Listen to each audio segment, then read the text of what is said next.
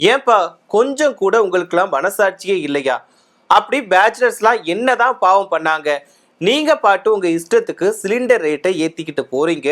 இதனால பேச்சுலர்ஸ் மட்டும்தான் ரொம்பவே அதிக அளவுல பாதிக்கப்படுறாங்க. இப்போ சிலிண்டர் ரேட்டை வந்து தாறுமாறா ஏத்திட்டாங்க. இதனால ஹோட்டல் உரிமையாளர்கள், ஹோட்டல் நடத்துறவங்க இவங்க எல்லாருமே பாதிக்கப்படுவாங்க அப்படின்னு ஒரு சைடு சொன்னாலுமே, இந்த சிலிண்டர் விலையேற்றத்தால அதிகமா பாதிக்கப்பட போறது யாருன்னு பாத்தீங்கன்னா, சென்னையில வாழக்கூடிய பேச்சுலர்ஸ் தான். ஏன்னா இவங்க டெய்லியுமே ஹோட்டலோட உணவுகளை நம்பி தான் தங்களோட வாழ்க்கையை நடத்திட்டு போறாங்க. அதாவது நீங்க நினைக்கலாம் அவங்க வீட்டில் சமைக்கலாமே அப்படின்னு நினைக்கலாம். சில பேருக்கு ஷிஃப்ட் பேசிஸ்ல தான் வந்து வேலைக்கு போவாங்க. அதனால சரியான நேரத்துக்கு சமைக்க முடியாது. அதனாலதான் இவங்க ஹோட்டல்ல சாப்பிட்டுட்டு தங்களோட வேலைக்கு போறாங்க. அது மட்டும் இல்லாம சில பேர் டீ மட்டுமே குடிச்சிட்டு தான் வேலைக்கு போறாங்க. அவங்களோட காலை உணவாவே டீ மட்டும் தான் இருக்குது. இப்போ இந்த டீயோட ரேட்டையுமே பல மடங்கு உயர்த்திட்டாங்க. கொஞ்ச நாளைக்கு முன்னாடி தான் டீசல் தட்டுப்பாடு, கேஸ் தட்டுப்பாடு அப்படின்னு ஒரு பெரிய பிரச்சனை வெடிச்சுது. இதனால நிறைய ஹோட்டல்களை மூடிட்டாங்க. ஸோ அந்த டைம்ல வந்து சிலிண்டர் கிடைக்காம ரேட் அதிகம் அப்படிங்கிறதுனால நிறைய ஹோட்டல்ஸ் வந்து மூடிட்டாங்க. ஒரு சில ஹோட்டல்ஸ் மட்டும் தான் திறந்திருந்தாங்க. ஸோ இப்படி ஹோட்டல்ஸ் வந்து திறந்திருந்தாலுமே பேச்சுலர்ஸ்க்கு வந்து ரொம்பவே கஷ்டத்தை தான் கொடுத்தாங்க. அதுக்கு முக்கியமான காரணம் என்ன அப்படின்னு பார்த்தீங்கன்னா, ஒரு சில ஹோட்டல்ஸ் திறந்திருந்தாலுமே அந்த ஹோட்டல்கள்ல உணவு பட்டியலோட விலையை தாறுமாறா ஏத்திட்டாங்க. இப்போ 15 ரூபாய்க்கு ஒரு தோசை விற்கிறாங்க அப்படின்னா அந்த தோசையோட ரேட்டை 30 ரூபாய்க்கு உயர்த்திட்டாங்க. ஸோ இதனால பேச்சுலர்ஸ் வந்து ரொம்பவே அவதி அடைஞ்சாங்க. குறிப்பா டீ மட்டுமே குடிச்சிட்டு போற பேச்சுலர்ஸ்மே ரொம்பவே கஷ்டப்பட்டாங்க. ஏன்னா டீயோட ரேட்டையுமே வந்து ஏத்திட்டாங்க. 10 ரூபாய்க்கு வித்த டீயை 15 ரூபாய், 20 ரூபாய் அப்படின்னு ஏத்திட்டாங்க. சில கடைகள்ல 25 ரூபாய்க்குமே டீயை விற்பனை செஞ்சாங்க. ஸோ இதனால வந்து ரொம்பவே அவதி அடைஞ்சாங்க. இது பேச்சுலர்ஸ் மட்டும்தான் பாதிச்சுதா அப்படின்னு கேட்டா இல்ல, நிறைய பேர் வேலைக்கு போறவங்களுக்குமே வந்து பாதிப்பை ஏற்படுத்துச்சு. அது மட்டும் இல்லாம டீ பிரியர்கள் இருப்பாங்க இல்லையா, இவங்களாம் மனவேதனை அடைஞ்சாங்க இந்த டீ ரேட் ஏத்துனதுனால. ஒரு சில பேர்லாம் டீ வந்து டெய்லியுமே ஒரு 3 டைம் 4 டைம் குடிப்பாங்க. அவங்களாம் வந்து ரொம்பவே கஷ்டப்பட்டாங்க. சரி, இப்போ இதுக்கும் பேச்சுலர்ஸ்க்கும் என்ன சம்பந்தம்? இப்போ மறுபடியுமே வந்து சிலிண்டர் ரேட்டை ஏத்திட்டாங்க. ஸோ இது வந்து யாருமே எதிர்பார்த்திருக்க மாட்டாங்க. 993 ரூபாய் ஏத்திட்டாங்க. ஸோ இது வந்து சடனா ஒரே டைம்ல வந்து அவ்வளோ ரேட்டை வந்து ஏத்திட்டாங்க. ஒரு டைம்ல வந்து நான் சொன்னேன் இல்லையா, ஆரம்பத்தில் சொன்ன மாதிரி தட்டுப்பாடு இருக்கு, பெட்ரோல் டீசல் தட்டுப்பாடு, கேஸ் தட்டுப்பாடு அப்படின்னு சொன்ன உடனேயே பெட்ரோல் பங்குகளில் வந்து நிறைய பேர் குவிஞ்சாங்க. ஸோ அது சொன்ன மாதிரி இல்லைன்னு சொன்னா கூட தட்டுப்பாடுமே இருந்துச்சு. அதே நேரத்தில் சிலிண்டருமே நிறைய இடங்கள்ல கிடைக்கல. அப்போ வணிக சிலிண்டர் மட்டுமே கிடையாது, வீட்டில் பயன்படுத்தக்கூடிய சிலிண்டர்களுமே கிடைக்கல. இப்போ புக் பண்ணா கூட அதுக்கான கால் போகல, மெசேஜ் போகல. அப்படி புக் ஆனா கூட ஒரு மாசம் கழிச்சு தான் வர வேண்டிய சூழல் வந்து இருந்துச்சு. சரி, இப்போ வந்து நிலைமை கட்டுக்குள்ள வந்துடும் அப்படின்னு தான் எல்லாருமே எதிர்பார்த்து காத்துட்டு இருந்தாங்க. இப்போ சொல்ல போனா பேச்சுலர்ஸ்லாம் என்ன நினைச்சாங்க, சரி சிலிண்டர் ரேட் குறைஞ்சதுக்கு அப்புறமா ஹோட்டல்ல வந்து ரேட்டுமே குறைச்சிருவாங்க அப்படின்னு தான் நம்பிக்கிட்டு இருந்தாங்க. ஆனா அதுக்கு மண்ணள்ளி போடுற மாதிரி இப்ப மறுபடியுமே சிலிண்டர் ரேட்டை வந்து தாறுமாறா ஏத்திட்டாங்க.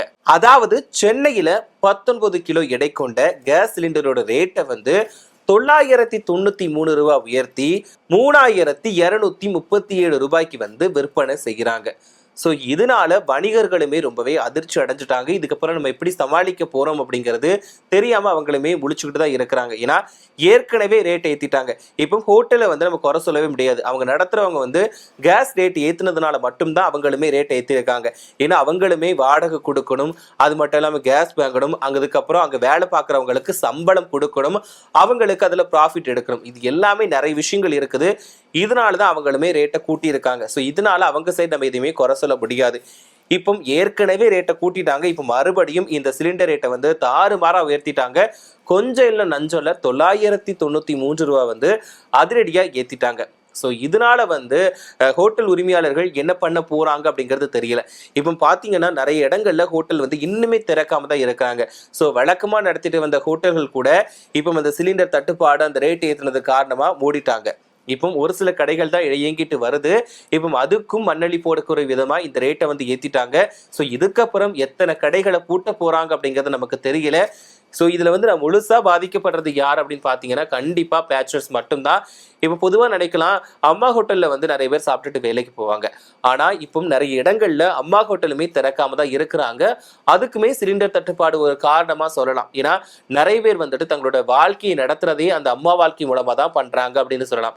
ஏன்னா வெளியூர்ல இருந்து மற்ற ஊர்கள்ல இருந்து வந்து சென்னையில தங்கி வேலை பார்க்கக்கூடிய பேச்சுலர்ஸ் வந்துட்டு நிறைய பேர் வந்து அம்மா உணவகங்களை நம்பி தான் வேலைக்கு போறாங்க. அது மட்டும் இல்லாம நான் ஆரம்பத்திலே சொன்ன மாதிரி நிறைய பேர் டீ மட்டுமே குடிச்சிட்டு தான் வேலைக்கு போறாங்க.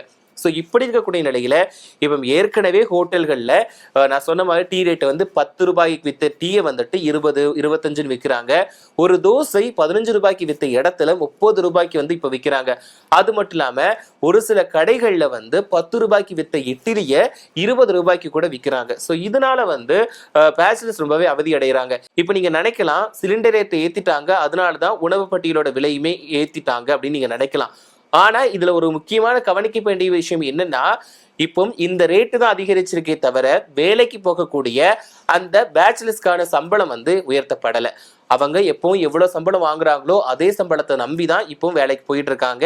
இப்போ ஏற்கனவே அவங்க வந்து பட்ஜெட் ஃப்ரெண்ட்லி அதாவது வாழ்ந்துட்டு இருப்பாங்க. குறிப்பிட்ட அளவு தான் சாப்பிடுவாங்க. இப்போ அதுக்கும் ஆப்பு வைக்கக்கூடிய வகையில இப்போ ரேட் ஏத்திட்டாங்கன்னா அவங்க சாப்பிட்றதுக்கான வாய்ப்பு கம்மியாகுது. ஏன்னா சம்பளம் ஏறல, உணவு பட்டியலோட விலை மட்டும்தான் ஏற்றி இருக்காங்க. இதனால அவங்க வந்து ரொம்பவே பாதிக்கப்படுறாங்க. இப்போ ஒரு குறிப்பிட்ட அமௌண்ட் மட்டும்தான் இந்த மந்த்துக்கான சாப்பாட்டு செலவுக்கு அப்படின்னு பேச்சுலர்ஸ் வந்து எடுத்து வைப்பாங்க. எப்பவுமே அவங்க வந்து ஒரு கணக்கு போட்டு தான் தங்களோட இந்த சென்னை வாழ்க்கையை வந்து வாழ்வாங்க. இப்போ அவங்க வீட்டுக்கு காசு அனுப்பணும், வாடகை கொடுக்கணும், மற்றபடி தங்களுக்கு தேவையான பொருட்களை வாங்கணும், இது போக சாப்பிடணும். உயிர் வாழ்றதுக்கு சாப்பாடு ரொம்பவே முக்கியம். இந்த விஷயத்துல இவங்க வந்து பட்ஜெட் ஃப்ரெண்ட்லியா தான் தங்களோட ஒரு விஷயத்தை வந்து போட்டு வச்சிருப்பாங்க. ஸோ இதுக்கு இடையில வந்து இந்த ரேட்டு அதிகரிப்பு அப்படிங்கிறது வந்து அவங்களுக்கு வந்து ஒரு பெரிய இடிதான். ஏன்னா இதனால சாப்பிடாம நிறைய பேர் வேலைக்கு போறாங்க அப்படிங்கிறது மறுக்க முடியாத ஒரு உண்மையா தான் இருக்குது.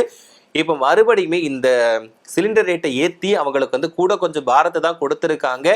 இதனால அவங்க என்ன பண்ண போறாங்க, இப்போ ரீசெண்டாக பார்த்தீங்கன்னா கண்டிப்பாக இதுக்கப்புறமும் ரேட்டை அதிகரிக்கிறதுக்கான வாய்ப்புகள் தான் இருக்கே தவிர குறைக்க போகிறது கிடையாது. இப்போ நம்ம எல்லாம் நினைச்சோம் இப்போ ஒரு சிலிண்டர் ரேட் வந்து இப்போ ஏற்றிட்டாங்கப்பா, ஏதோ தட்டுப்பாடு இருக்குங்கிறதுனால ஏற்றிட்டாங்க, திரும்பவும் அதை குறைச்சிடுவாங்க அப்படின்ற ஒரு நம்பிக்கையில தான் எல்லாருமே இருந்தோம். ஆனா நீங்க அப்படி நினைக்கிறீங்களா? கண்டிப்பா அது பண்ண மாட்டோம்ப்பா, நாங்க எங்க இஷ்டத்துக்கு தான் பண்ணுவோம் அப்படின்னு அந்த சிலிண்டர் ரேட்டை வந்து ஏத்திட்டாங்க. இதனால ஹோட்டல் கடை நடத்துறவங்க வந்து என்ன பண்ண போறாங்கன்னு தெரியல. கண்டிப்பா வந்து விலை வந்து உயர்த்துவாங்க. ஏன்னா இப்ப ஏற்கனவே தோசை வந்து 30 அந்த மாதிரிலாம் ரேட்டுக்கு போயிடுச்சு. இதுக்கப்புறம் ஒரு தோசையை 40 ரூபாய்க்கு உயர்த்தினா கூட அதுக்கு வந்து ஆச்சரியப்படுறதுக்கு கிடையாது. ஏன்னா யாருமே எதிர்பார்க்காத நேரத்துல 993 ரூபாய் வந்து ஏத்திட்டாங்க. இதனால கண்டிப்பா வரக்கூடிய காலங்கள்ல உணவு பட்டியலோட விலை அப்படிங்கிறது இன்னுமே அதிகரிக்கிறதுக்காக தான் போக போகுது. ஸோ பார்க்கலாம் இதை எப்படிதான் பேச்சுலர்ஸ் வந்து சமாளிக்க போறாங்க அப்படிங்கிறது தெரியல. ஏன்னா அவங்களோட ஒரு சில பட்ஜெட்ல தான் அவங்க வாழ்ந்துட்டு இருக்கக்கூடிய நிலையில இதுக்கப்புறமான விலை உயர்வை அவங்க எப்படி சமாளிக்க போறாங்க அப்படிங்கிறது தெரியல. நான் ஆரம்பத்துல இருந்து கடைசி வரைக்கும் சொல்றது ஒரே விஷயம் தான், நிறைய பேர் டீ குடிச்சிட்டு மட்டும்தான் வேலைக்கே போறாங்க. அதாவது ஒரு வேளை மார்னிங் சாப்பாடே அவங்களுக்கு டீ மட்டும்தான் அந்த உணவா இருக்குது. ஸோ அந்த டீயோட ரேட்டு இப்போ வந்து நிறைய கடைகள்ல 15 ரூபாயில இருந்து 20 ரூபாய் வரைக்குமே ஏத்திட்டாங்க. ஸோ கடைசியா தயவு செஞ்சு இந்த விலையை குறைக்கிறதுக்கான நடவடிக்கைகளை மத்திய அரசு மேற்கொள்ளணும் அப்படிங்கிறது தான் எல்லாரோட எதிர்பார்ப்புமா இருக்குது. ஸோ இதனால வந்து நிறைய அரசியல் கட்சி தலைவர்களுமே அவங்களோட கண்டனங்களை தெரிவிச்சுட்டு தான் வராங்க. பார்க்கலாம் என்ன நடக்க போகுது, இந்த வெளியேற்றம் வந்து முடிய போகுதா இல்லைன்னா இன்னுமே தொடர போகுதா அப்படிங்கிறது தெரியல. இதுக்கு இடையில வந்து நிறைய பேர் வந்து சிலிண்டர் ஃப்ரீயா தரோம் அப்படின்னு சொல்லிட்டுலாம் வாக்குறுதி கொடுத்துருக்காங்க அரசியல் தலைவர்கள். பார்க்கலாம் அவங்க ஒருவேளை வின் பண்ணி ஜெயிச்சு வந்தாங்கன்னா சிலிண்டர் ஃப்ரீயா கொடுக்காங்களா அப்படிங்கிறத பார்க்கலாம். அதே நேரத்தில் அவங்க வந்து வீட்டுக்கு தான் கொடுக்குன்னு சொல்லியிருக்காங்க, வணிக பயன்பாட்டிற்கான சிலிண்டர் வந்து ஃப்ரீன்னு எல்லாம் சொல்லலை.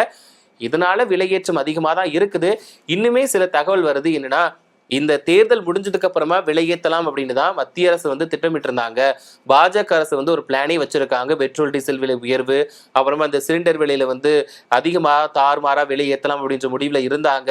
அதுக்காக தான் இவ்வளவு நாள் வெயிட் பண்ணி காத்துட்டு இருந்தாங்க அப்படின்ற மாதிரிலாம் ஒரு குற்றச்சாட்டு அந்த பரவலான செய்திகள் வந்துட்டு இருக்கு. இது எந்த அளவுக்கு உண்மை அப்படிங்கிறது தெரியல, பார்க்கலாம். ஸோ இதை பத்தி நீங்க என்ன நினைக்கிறீங்க அப்படிங்கிறத மறக்காம கமெண்ட்ல சொல்லுங்க.